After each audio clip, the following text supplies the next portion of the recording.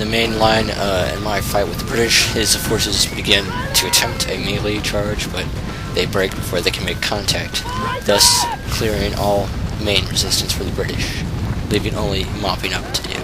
However, I lost a lot of men in that enemy lineup. Meanwhile, the square falls apart and he tries to retreat.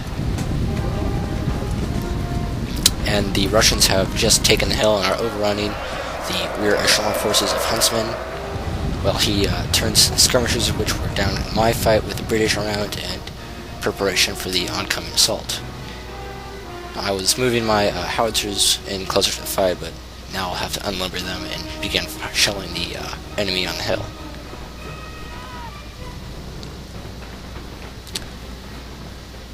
So once mopping up operations finish up over there, I will turn and take out the Russians. My depleted cuirassier cavalry unit takes out an enemy skirmisher after getting several casualties on pikes, and will vanish soon after it takes out the skirmisher squadron. Meanwhile, the enemy's Black Watch, or whatever they are, launch fire and advance assault on the hill forces, defending the all of, I think, one cannon left right there.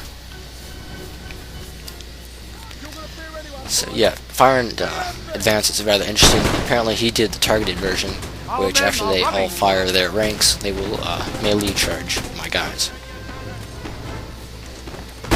They're currently at about equal numbers.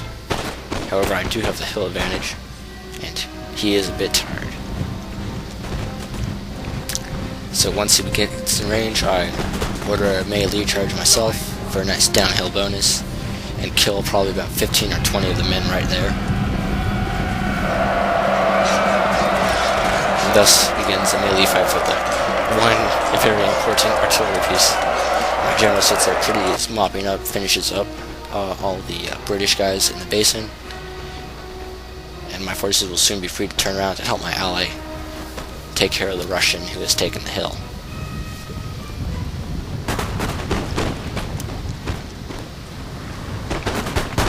And meanwhile, the far riverside is now secure, thus ending a bloody battle for the world's most useless and yet useful artillery piece.